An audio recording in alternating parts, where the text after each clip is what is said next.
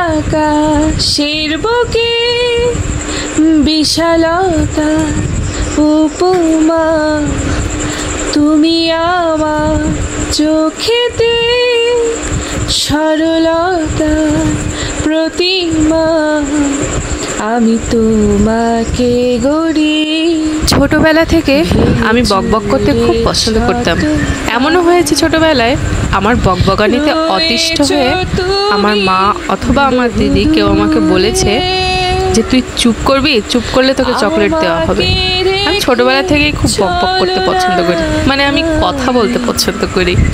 আর সত্যি কথা বলতে যারা নাকি বেশি কথা বলে তাদের মন নাকি বেশি পরিষ্কার।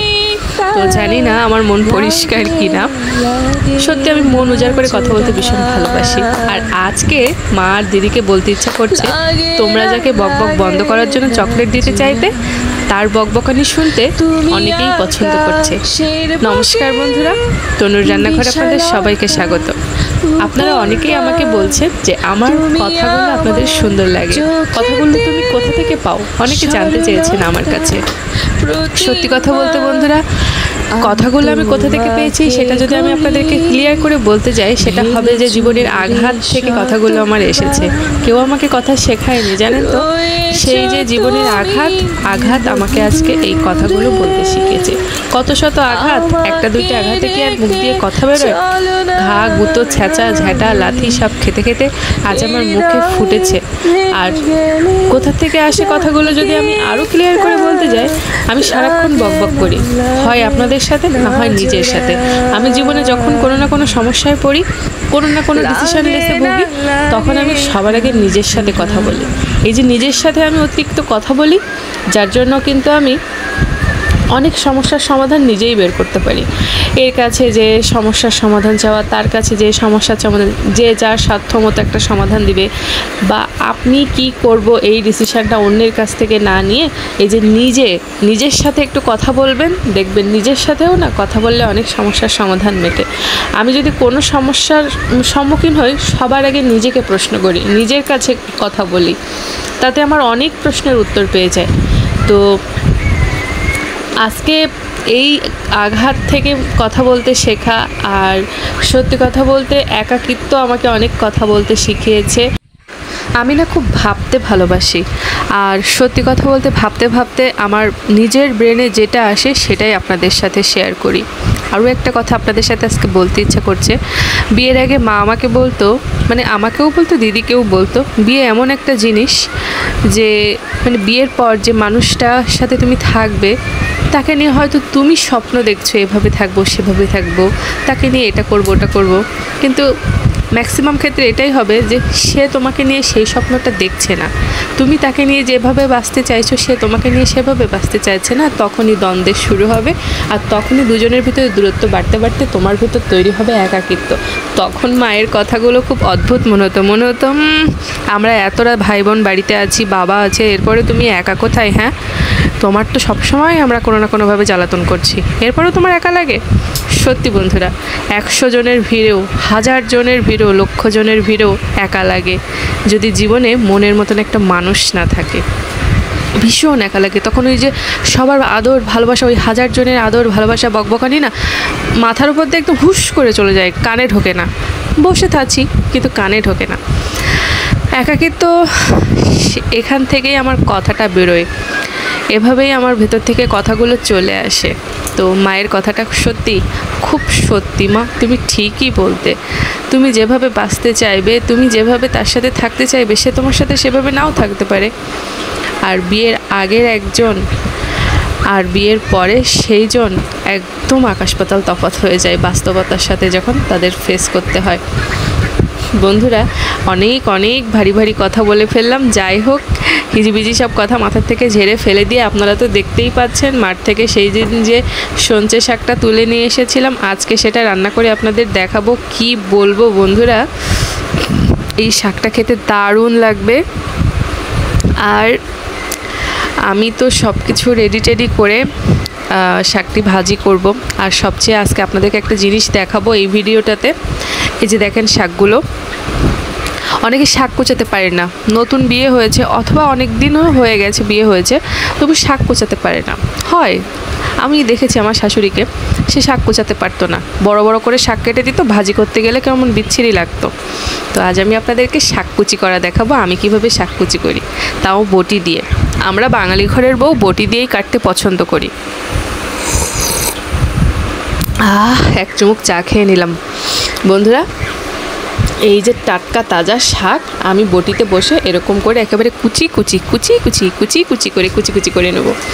আর এইভাবে কুচি করলে সেই শাকটা রান্না করতেও সুবিধা হয়, খেতেও ভালো লাগে। আপনারা দেখতে পাচ্ছেন আমি একেবারে মেশিনের মতো কুচি করছি। এইভাবে শাক কুচি করতে আমি ছোটোবেলায় আমার এক বান্ধবীর কাছে শিখেছিলাম। তখন ওকে নিয়ে মাঠে যেতাম শাক তুলতে, আর বাড়ি এসে ও শাক কুচি করতে, আর আমরা বসে বসে দেখতাম। তো এইভাবে শাক কুচি করলে না মনে হয় কি একদম মেশিন থেকে কুচি করে নিয়ে আসা, দারুণ হয় বন্ধুরা। আর একদিন হঠাৎ আমি বাড়িতে মাকে বলছি, মা আমি তোমার শাকটা কুচি করে দেবো। মা বলছে, তুই পারিস, তুই ছোটো মানুষ, সর এখান থেকে সর। আমি বলছিলাম, না আমি পারি, দেখো না। মাকে যখন আমি এভাবে শাক কুচি করে দিয়েছি, মা তো অবাক। মা বলছে, বাবারে বাবা, তুই যে দারুণ শাক কুচি করেছিস, আমি তো এরকম পারি না। তো সেখান থেকেই শাক কুচি করার দায়িত্বটা আমার ঘাড়ে এসে পড়তো। যখনই বাড়িতে শাক নিয়ে আসতো তখনই মা বলতো, শাকটা কোচ, ভালো করে কুচি কর। তো কি বলবো, সেই থেকে এখনও পর্যন্ত শ্বশুরবাড়িতে এসেও দেখি যে শাশুড়ি শাক কুচি করতে পারে না। আবার এদিকে চ্যাটাং প্যাটাং কথা, কত কিছুই সে পারে তো কচুটা পোড়া। যাই হোক বন্ধুরা, সে কথা আর না গেলাম।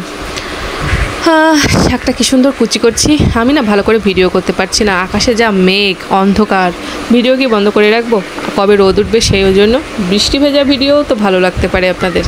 এই যে দেখেন কি সুন্দর করে কুচি করেছি লম্বা লম্বা শাকগুলো।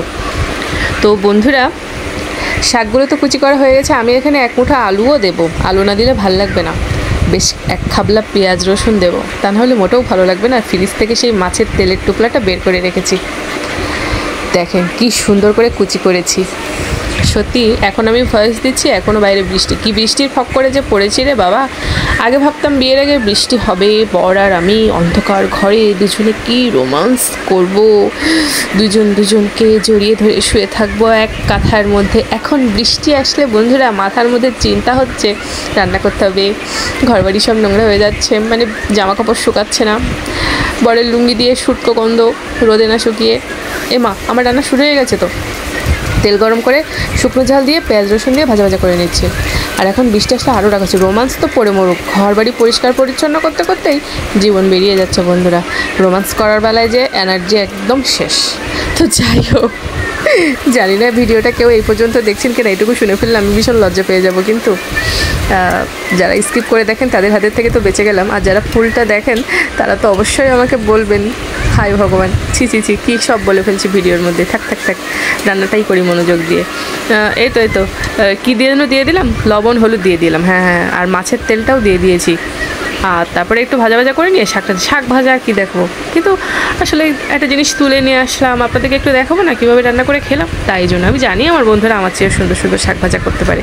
আর শাক ভাজার রেসিপিটা বিশেষ কিছু নয় যে দেখাতে হবে, কিন্তু তারপরেও ওই যে সেদিনের ভিডিওতে শাক তোলা দেখিয়েছিলাম, তাই আজকে একটু রান্না কী করে খেয়েছিলাম সেটা দেখালাম আর কি। আপনাদেরকে বলছি না যে এইভাবে করবেন বাড়িতে, ঠিক আছে? আমি কীভাবে খেয়েছি এটা আপনাদেরকে দেখালাম। খুব ভালো লেগেছিলো, জানেন তো, খুব ভালো লেগেছিলো। আর জালি শাক দারুণ আমি এক খাবলা খেয়েছিলাম। আর এইভাবে ডেকোরেশনটাও করেছিলাম, মানে রান্নার পরে কাঁচা কিছুটা শাক নিয়ে আমি ডেকোরেশন। আমার ডেকোরেশনটা কেমন হয়েছে সবাই বলবেন তো। আমার কিন্তু খুব ভালো লেগেছিলো। আর সবুজ কালারটা, শাকগুলো কিন্তু ভালো করে ধুয়ে এনেছিলাম। তো কেমন লাগলো ভিডিওটা, লাইক কমেন্ট শেয়ার করবেন তো। চ্যানেলটি সাবস্ক্রাইব করা না থাকলে এখনই করে ফেলুন, আর যদি করা আছে তাহলে তো অনেক ভালোবাসা। যাই হোক বন্ধুরা, আজকে ডেকোরেশনটা কেমন হয়েছে আর পুরো বিষয়টা কেমন লাগলো আজকে ভিডিওর মধ্যে যা বললাম, যদি ভালো লাগে তাহলে তো যাক, আমি সার্থক দুইটা কথা বলতে পেরে। আজকের বিষয়টা একদম অন্যরকমভাবে সাজিয়েছিলাম। তো ঠান্ডা মাথায় সুন্দর এক কাপ চা খেতে পুরো ভিডিওটার ভয়েস দেওয়া তো আমার শেষ হয়ে গিয়েছে। এবার তো আমি চলে যাব, আর আপনারাও না অপেক্ষা করবেন, আরও সুন্দর ভিডিও কিন্তু তনুর রান্না করে আসতে চলেছে। দেখতে হবে কিন্তু, মিস করলে কিন্তু হবে না। সবার কমেন্ট চাই, আর যারা কমেন্ট করবে তাদের তো আমি আগে ভালো করে ভিডিও দেখে দেবো।